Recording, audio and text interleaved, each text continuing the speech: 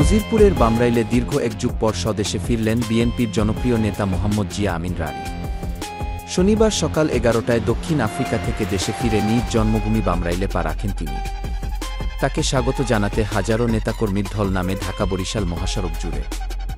বামরাইল অনাথ বন্ধু মাধ্যমিক বিদ্যালয় মাঠে আয়োজিত সংবর্ধনা অনুষ্ঠানে জনসমাগম পরিণত হয় জনস্রোতে। জিয়া আমিন বলেন, প্রয়োজনে আবার দেশ ছাড়ব, মামলা খাব, তারপরেও ভারতের সাথে কোনো আপোষ নেই।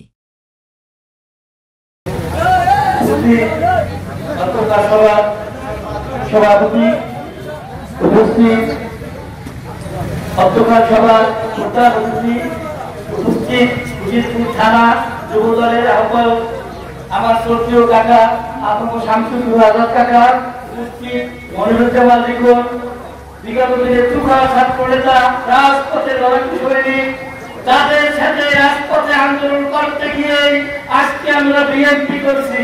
এই মঞ্চে যারা ছিল তাদের জন্য আমার বিএনপি করা লাগবে।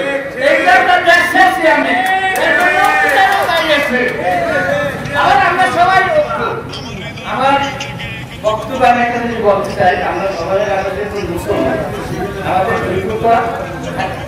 ইমানের কথা, আমরা মোহাম্মদ সাল্লাল্লাহু রাজনীতি আমাদের পবিত্র সাল্লাল্লাহু করছে, রাজনীতি হবে মানুষের জন্য, এবং আমাদের দেশটা তারেক রহমান মানুষের উদ্দেশ্যে রাজনীতি করার জন্য ৩১ দফা আমাদের বাস্তবায়ন করা মূল লক্ষ্য। সংগ্রামী ভাইয়েরা, আপনারা সবার কাছে আমি কৃতজ্ঞ। আপনারা যে আমাদের সম্মান দিয়েছেন, এই সম্মানে বিশ্বাসটা ধরে রেখে জানি পরকালে চলে যেতে পারি, এই দোয়া চাই সকলের কাছে। এবং সর্বোপরি একটা কথা বলি, আমরা যারা আন্দোলন সংগ্রাম করেছিলাম, মূলত দুর্নীতি, সন্ত্রাস, চাঁদাবাজ, লুটতরাজ, টাকা পাচার, আর সবচাইতে বড় যে আঘাতটা, সেটা হলো আমাদের ভারতীয় দালালেরা।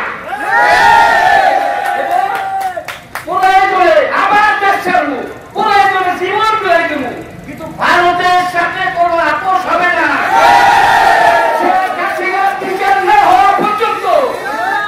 ভারতের সাথে যারা দালালি করবে তাদের বিরুদ্ধে আমরা রাজপথে নামবো।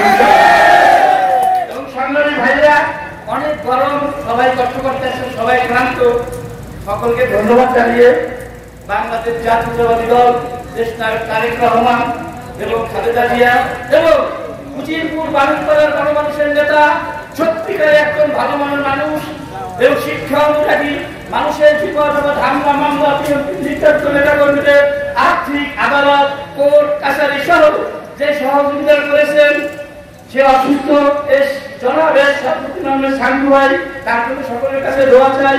এই বলে আমার বক্তব্য শেষ করছি। বাংলাদেশ জিন্দাবাদ। অনুষ্ঠানে বক্তব্য দেন উপজেলা বিএনপি নেতা সরদার সিদ্দিকুর রহমান সহ অঙ্গ ও সহযোগী সংগঠনের নেতাকর্মীরা। বামরাইল ইউনিয়নের প্রতিটি ওয়ার্ড থেকে মিছিল, স্লোগান আর ফুলেল শুভেচ্ছায় ভরে ওঠে গোটা এলাকা।